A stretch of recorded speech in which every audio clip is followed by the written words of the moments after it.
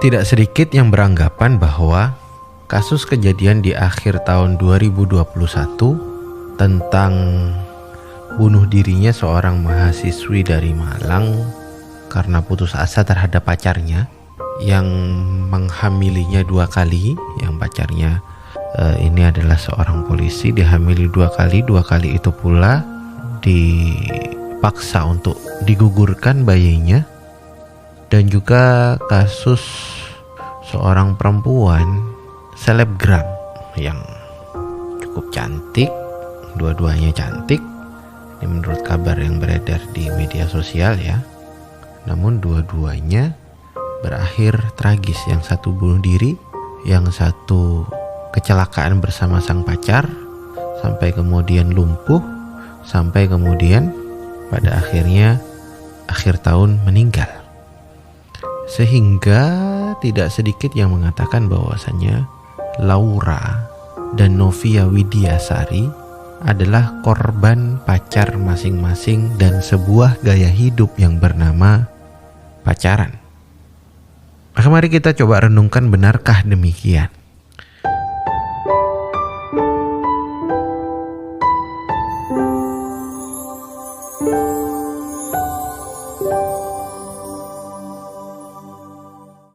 Sebelum kita coba urai dan berusaha menjawab pertanyaan ini, sebelumnya kita ingin menyampaikan turut berduka cita dengan hal yang sedemikian terjadi di negeri kita ini. Laura dan Novia khususnya, semoga pihak keluarga diberikan ketabahan dan diberikan kesadaran bahwasannya segala sesuatu yang terjadi, yang menimpa kita, yang terjadi di dunia ini adalah hal yang terbaik menurut ilmunya Allah Subhanahu wa ta'ala. Meskipun kadangkala kita sulit untuk mencerna dan sulit menerima baiknya dari mana, tapi ya itulah ilmunya Allah. Ya, semoga mendiang mendapatkan tempat yang layak lah, sesuai dengan apa yang ditanam selama hidup di dunia. Insya Allah, Allah Maha Adil. Dan semoga para penegak aparat dan penegak hukum terkait kasus ini khususnya, dan kasus-kasus yang serupa ini mampu menegakkan keadilan dengan seadil-adilnya dan mampu menegakkan hukum yang adil dengan seadil-adilnya dan dalam tempo yang sesingkat-singkatnya, yang gak usah diolor-olor lah. Desember tahun 2021 itu cukup kelabu sih menurut King ya. Beda banget dengan Desember sebelum pandemi, di mana cukup menyenangkan bagi King pribadi. Ada reuni 212 ya. Ada umat yang bersatu, pemandangannya tuh adem. Meskipun ada sebagian pihak yang King tahu yang gak setuju dengan hal ini, itu justru kepanasan. Tapi King pribadi ini adem. Ada persatuan di situ. Ada pemandangan di mana rumput pun dijaga. Apalagi negeri Indonesia kan, asik. Ada yang menikah dari agama lain pun dikawal dengan toleransi yang luar biasa. Gak usah koar-koar, ini toleransi ini. Gak usah keluar-keluar, pakai aksi. Toleransi luar biasa. Ya, sekali lagi, walaupun ada yang pro, walaupun ada yang kontra, namun bagi King pribadi ini fenomena yang cukup menyenangkan sekaligus menenangkan. Dan disclaimer dulu bahwasannya video ini, podcast ini gak dibuat untuk membakar api dalam sekam, meniadakan empati. Justru karena kami berempati, kami mencoba memberanikan diri memberi komentar.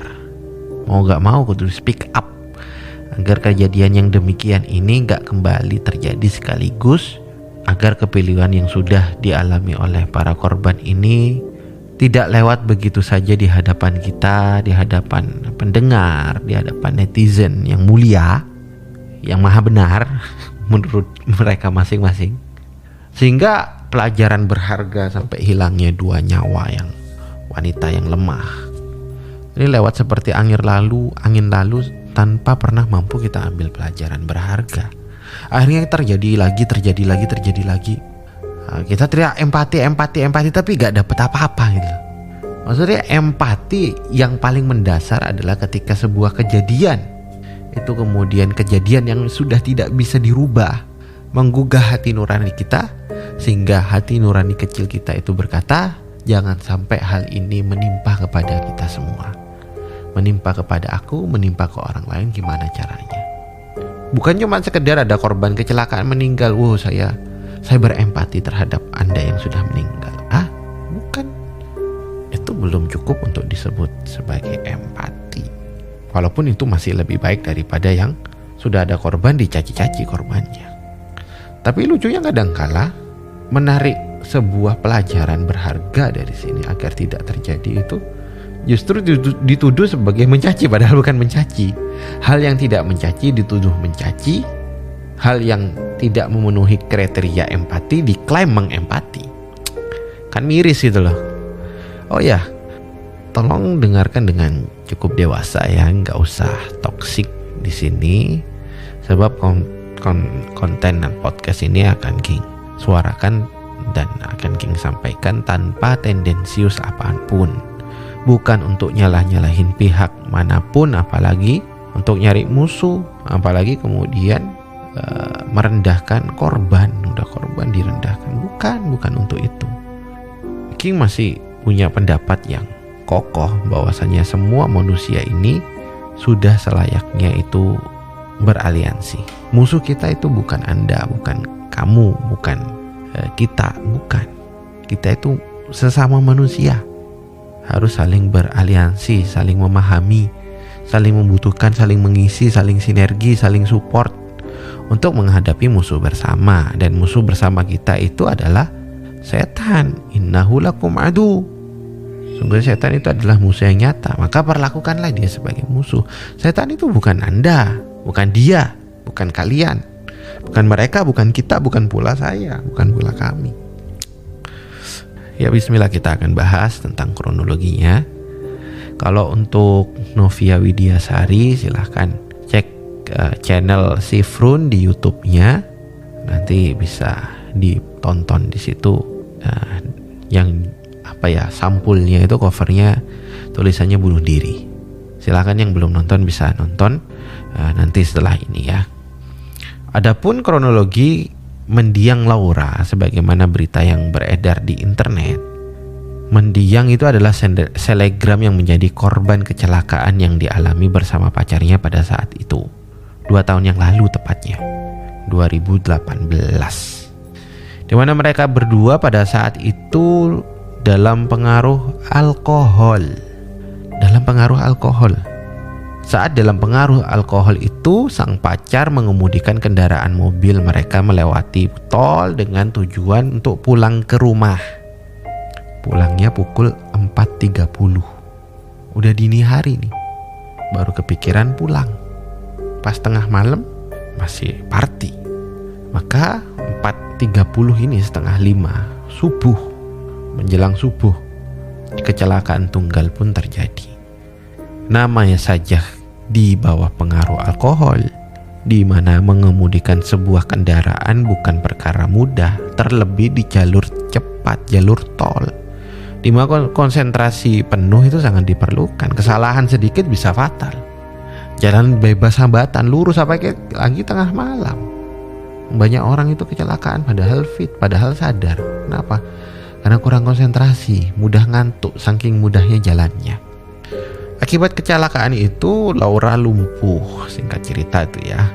Adapun sang kekasih yang dinilai teledor ini hanya mengalami luka-luka ringan. Sudah jatuh tertimpa tangga ya.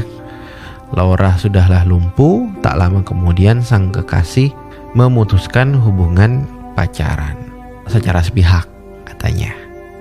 Lalu kontroversi yang dilakukan oleh pihak mantan pacar ini kian mencuat seiring juga dukungan kepada Laura terus berdatangan tanpa terbendung. Laura pun memberanikan diri untuk melancarkan somasi kepada pihak mantan pacarnya dengan dakwaan pasal 310 ayat 3 Undang-Undang Republik Indonesia nomor 22 tahun 2009 tentang lalu lintas dan angkutan jalan, di mana Gaga, mantan pacar Laura ini, terancam mendapat hukuman penjara paling lama 5 tahun atau denda 10 juta rupiah. Korbannya lumpuh, ganti ruginya 10 juta men. Jujur ya, boro-boro lumpuh 2 kaki dari perut ke bawah. Yang dengerin ya, coba King tanya, mau gak satu jarinya dibeli 2 miliar tapi dipotong? Jadi kaki deh yang gak terlalu kelihatan kayak tangan, dipotong 1. Jempolnya kah? Yang tengah kah? Dipotong 2M, mau gak? Kalau normal sih gak mau. Kalau normal ya. Ini 10 juta bro. Operasi kaki yang sakit itu lebih daripada itu bro. Kakinya sudah sakit, dioperasi, masang pen kecelakaan misalkan, atau diabetes, bahkan diamputasi aja dihilangkan, itu lebih dari 10 juta. Ini lumpuh, dari normal menjadi lumpuh, harganya 10 juta. Ya silahkan dihitung sendiri apakah itu setara atau enggak ya. Di tengah-tengah perjuangan Laura mencari keadilan, kabar mengejutkan sontak menggegerkan dunia permedsosan. Laura Anna meninggal dunia. Kita nggak ngucapin innalillahi wa inna ilaihi rajiun ya, karena ternyata bukan agama Islam meskipun ibunya Muslim. Tapi Laura ini ikut ayahnya sepertinya yang Nasrani. Ya, meninggal. Ternyata jadwal menghadap pengadilan Allah datang begitu cepat dibanding proses pengadilan yang diajukan mendiang di negeri ini yang terkesan teramat lambat sih. Ya, terkesannya aja sih. Gak tahu sih yang lain kerasa sama atau enggak. Maka tersebar 2 ekstrim pro dan kontra di media sosial. Ekstrim yang pertama berkata seperti, ini masalah keduanya, perempuan juga salah, mau-maunya diajak keluar malam-malam sama cowok pula yang bukan mahramnya pula. Udahlah pacaran, mabuk pula, yang akhirnya fatal akibatnya. Maka juga melanggar aturan Allah, ujung-ujungnya pasti gak enak. Apa yang ditanam, itulah yang dituai. Kata pihak pertama. Pihak ini tidak mengenal pihak yang bersangkutan. Ini siapa? Tanpa mempedulikan situasi dan kondisinya. Nasihatin bawa-bawa Allah tanpa mungkin bahkan gak tahu bahwasanya yang diomongin itu bukan Islam gitu loh, bukan Muslim, sehingga mau nyala-nyalain yang terkait juga bawa-bawa dalil agama Islam ya. Iya, kayak terkesan salah sambung ya. Dia gak kenal, tidak mencoba mempedulikan situasi, kondisi dan bagaimananya.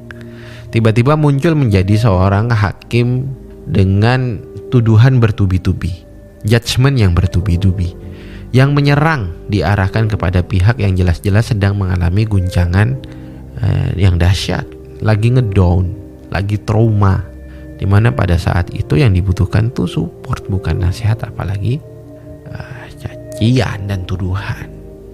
Ya walaupun yang diucapkan tuh benar, walaupun yang diucapkan tuh baik, tapi kita harus tahu momen. Gak semua kebaikan itu akan layak disampaikan di setiap situasi dan kondisi. Sehingga karena gak tepat itu, orang yang niatnya baik untuk nasihatin maksudnya menjadi terkesan tidak punya empati. Bahkan terkesan sombong, merasa dirinya itu sudah lebih baik, sehingga bisa sewaktu-waktu merendahkan dalam kedok nasihat sih. Lebih baik dari saudaranya, bahkan tanpa sadar ia menjadi fitnah. Seolah-olah Islam itu ngebikin orang gak empati. Seolah-olah Islam itu ya begitu, kolot, kasar, gak punya empati, tidak mengerti situasi, tidak punya hati. Lalu muncul barisan-barisan yang sakit hati, yang justru malah fobi, malah ekstrim ke kiri. Kalau tadi ekstrim kanan, ekstrim ke kiri, fobi sama ajaran Islam, anti pada nasihat. Padahal gak sedikit dari mereka sendiri itu ngakunya agamanya Islam, fobi sama agamanya sendiri, anti sama nasihat agamanya sendiri. Inilah pihak kedua yang kemudian berkata kurang lebih, empati pokoknya nomor 1, gak usah pedulikan orang-orang, kadrun yang sok-sokan nasihatin itu gak usah dipedulikan. Kalian kalau gak bisa berkata baik, mending diem. Dia itu korban, yang namanya korban pasti benar. Gak peduli dia ngapain, gak usah diungkit-ungkit lagi tuh. Yang mabuk kek, pacaran kek, kabut-kebutan kek, apapun, semua itu semua udah tahu. Itu gak perlu kamu kasih tahu. Yang jelas dia korban, dia pasti benar, pelakunya pasti yang salah. Ayo tunjukkan empatimu. Ini kata pihak yang kedua. Pihak ini larut dalam emosinya. Niatnya juga baik sebenarnya, membela korban yang tertindas.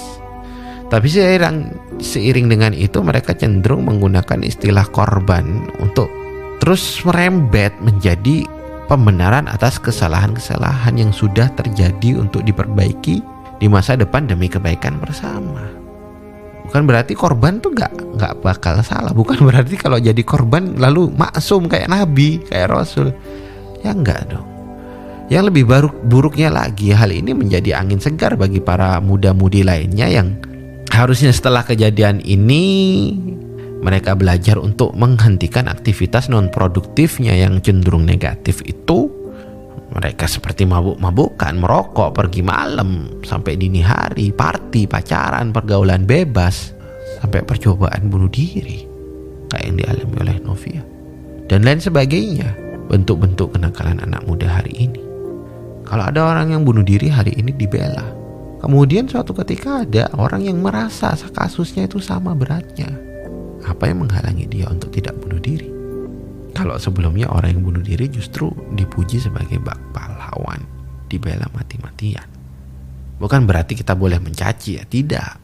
Tapi mari kita objektif demi kepentingan bersama.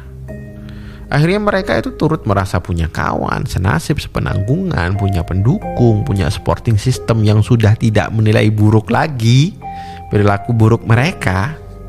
Lalu pada akhirnya mereka tetap dalam tren buruknya sehingga membuka kemungkinan semakin lebar bahwa hal-hal serupa ini bisa terjadi lagi di kemudian hari.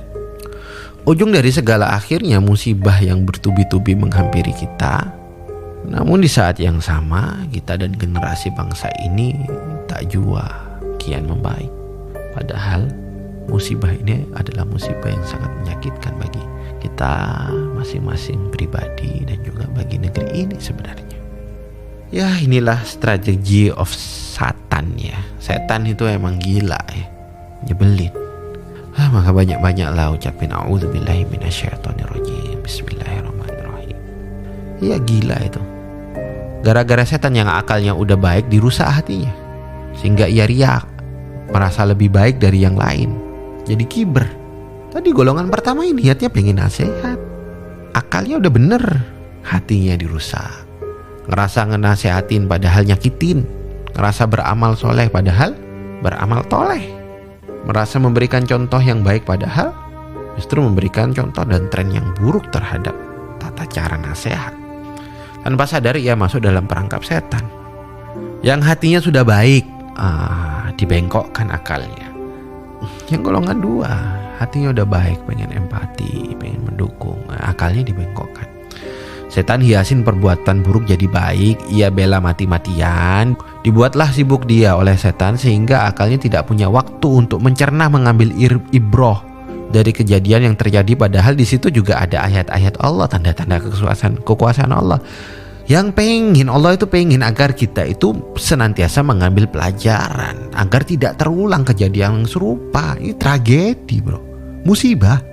Tanpa sadar mereka juga masuk dalam narasi yang menguntungin setan. Gak ada yang untung bertikainya pihak satu sama pihak dua. Pihak satu capek, pihak dua juga capek. Makan hati juga, gak dapat apa-apa juga. Gak dapat duit, gak dapat ketenangan juga, gak dapat pahala apalagi. Wa idzayyana lahumus syaitanu a'malahum. Dan begitulah, dan ketika setan menjadikan mereka itu memandang baik pekerjaan mereka yang buruk. Al-Anfal ayat 48.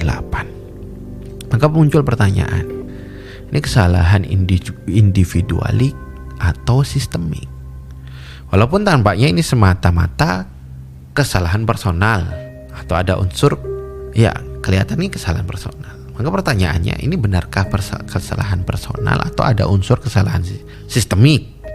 Ya, sekali aja kejadian kayak begini atau yang kayak begini itu sudah terjadi berkali-kali dan akan berkali-kali lipat lagi. King kasih analogi yang sederhana. Kalau di sebuah perempatan sering terjadi banyak kecelakaan, sehari bisa 3 kali, maka yang dicek itu sistemnya. Jangan-jangan ada masalah secara sistemik. Bukan salah pengendara pribadi yang ngantuk atau apa ya, sen kanan beloknya kiri. Bukan itu, jangan-jangan kalau sehari sampai 3 kali. Bukan pula karena ada makhluk halus yang menunggu di daerah situ. Coba dicek. Siapa tahu ketika dicek ternyata memang benar lampu merahnya yang masalah. Pas lampu merah, merah semua. Pas lampu hijau, hijau semua. Wajar sering terjadi kecelakaan. Inilah problem sistemik. Jangan salahkan pengendara motornya. Tapi kalau ada orang naik motor taat aturan, jalan sepi, naik di pinggir, udah tengah malam gak ada orang satupun kecuali dia, kecepatan 50 km per jam, tiba-tiba dari kejauhan muncul mobil dari belakang gubrak. Kalau ini jangan buru-buru cek lampu merahnya, cek orangnya. Kenapa? Oh, ternyata dia baru putus dari pacarnya, pikirannya gak fokus.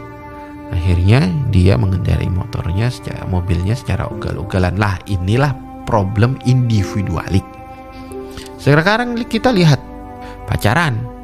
Pacaran adalah benang merah dari beragam banyaknya kasus yang seperti ini. Khususnya 2 kasus yang sedang kita bicarakan. Sama-sama dalam kondisi berpacaran dan berhubungan dengan pacarnya.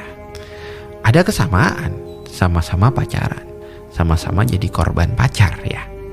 Nah, problem dari pacar ini adalah apakah problem orangnya itu tergantung orangnya, sehingga ini disebut sebagai problem individualik. Sehingga kurang tepat kalau problem individu malah yang dilarang pacarnya. Ya kan? Maksudnya ini problem individu kemudian kita ngelarang pacarannya. Kayak pihak satu misalkan, jangan pacaran, makanya loh kan yang salahnya itu pacarnya, kok pacarannya yang disalahkan. Nah gitu. Atau sebaliknya, malah ini problem sistemik. Pacaran itu sendiri, bukan sang pacar, tapi pacaran itu sendiri. Sehingga membiarkan sistem atau budaya pacaran terus berlangsung akan sangat beresiko tinggi menghasilkan hal-hal fatal yang serupa lainnya. Kalau problemnya sistemik pacaran, berbeda kalau problemnya individualik sang pacar, beda. Nah, the problem is ya perlu dipahami bersama bahwasanya Islam itu turun menjadi pedoman sekaligus petunjuk agar manusia itu terbantu menyelesaikan seluruh problem yang ada di dunia. Ia turun dari pihak yang sama, dari yang menciptakan manusia, yakni sang pencipta. Islam turun dari zat yang nyiptain jantungnya manusia, matanya manusia, rupanya manusia, telinganya manusia, mulutnya manusia, rambutnya manusia, kaki badannya manusia, wajahnya manusia, termasuk hatinya manusia. Bukankah tidak ada pakar hati yang lebih pakar melebihi kepakaran pencipta produk itu sendiri? Sehingga bukankah tidak ada yang lebih pakar untuk masalah hati dan pikiran, akal, melebihi yang nyiptain hati dan pikiran, yang secara terpampang itu adalah sosok yang sama.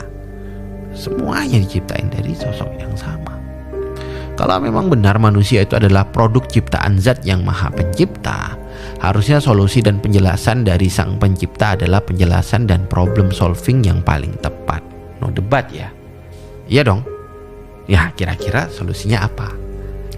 Selama ini boleh tidaknya pacaran dan perlu tidaknya dilarang untuk pacaran adalah perdebatan yang tidak ada usainya. Kenapa? Karena perbedaan menelaah fakta akan menghasilkan kesimpulan yang berbeda, sehingga orang yang memahami masalah yang timbul dalam hubungan pacaran adalah masalah individu. Memang ada benarnya, karena cara memandang faktanya, pacaran itu nafsi-nafsi, tidak berkaitan antara satu hubungan pacaran satu dengan status pacaran di individu yang berbeda. Sehingga orang yang memahami masalah yang timbul dalam hubungan pacaran ini adalah masalah individu dengan landasan sederhana bahwa ada kok yang pacaran tapi baik-baik saja. Seperti statement yang pernah rame di Twitter yang berbunyi, ini dari Agus Magelangan, Bapak Agus Mulyadi ya. Beliau mengatakan solusi untuk mencegah kekerasan seksual dalam hubungan pacaran itu bukan dengan melarang pacaran. Sebab kalau pakai pola begitu, maka solusi untuk mencegah kekerasan dalam rumah tangga adalah dengan melarang pernikahan. Logis sih, logis. Sah-sah saja beliau berpendapat seperti itu. karena beliau memahami fakta pacaran adalah problem individu. Namun bukan berarti dong kalau ada yang baik-baik saja maka kesimpulannya pasti problem individu. Iya kan? Tidak sesederhana itu menyimpulkan sesuatu sebenarnya. Bukankah dikala lampu merah perempatan itu error, pasti ada saja pengendara yang selamat? Apakah ketika ada yang satu yang selamat di antara 5 kali kecelakaan per harinya, kemudian kita katakan, enggak kok, lampu merahnya enggak masalah kok, merah terus. Pas merah-merah semua, pas hijau-hijau semua. Lantaran ada yang selamat saja. Ya kan? Sebuah data yang diliris dari catatan tahunan Komnas Perempuan pada 5 Maret tahun 2021 menyebutkan. Ini ya, King coba bacakan. Perempuan dalam himpitan pandemi, lonjakan kekerasan seksual, kekerasan cyber, perkawinan anak, dan keterbatasan penanganan di tengah COVID. Catatan 2021, catatan tahunan kekerasan terhadap perempuan tahun 2020 dari Komnas Perempuan. Jakarta 5 Maret 2021. Hasil datanya setelah penelitian yang cukup panjang dari dijabarkan dalam jurnal itu, judulnya adalah Pelaku Kekerasan Seksual Ranah KDRT _RP tahun 2020 Catahu 2021. Berapa? Sebab yang tidak teridentifikasi itu ada 9. Kekerasan dalam rumah tangga dan seksual ya. Kekerasan seksual ranah KDRT karena orang tua itu 40, karena mertua 1, karena majikan 1, karena suami istri itu 1, karena suami 83, mantan suami 5, kakek 24, karena kakek 24, kakek apa yang nyakitin cucunya, bukan kakek Legend kan. Kakeknya Shinchan, kakeknya Chibi Maruko-chan. Kenapa muka kakek mereka itu sama ya? Duh, kakek 24 orang. Saudara atau kerabat itu 135, kakak ipar ada 13, paman itu 43, sepupu 16, adik ipar 3, adik sendiri 3, kakak 12, ayah tiri atau ayah angkat 92, cukup banyak, dan ayah sendiri 165, malah lebih banyak ayah sendiri, dan pacar 1074, mantan pacar 263, jauh lebih unggul. Ternyata pacar menempatin urutan pertama pelaku kekerasan seksual, unggul mutlak dengan 174. Di urutan 2, 263 pelapor, yakni mantan pacar. Sekarang King coba tanya lagi, ini problem individual atau problem sistemik? Ini loh datanya. Emang di setiap problem sistemik ada unsur individual, tapi bukan berarti ketika ada unsur individual ini adalah problem individual tanpa terkait dengan sistemik. Tidak. Lihat yang paling dominan di situ. Dan problem sistemik lebih layak diutamakan daripada problem personal. Sekali lagi King coba tanya, berarti ini jadi kesimpulannya problem individual atau sistemik? Silakan jawab masing-masing.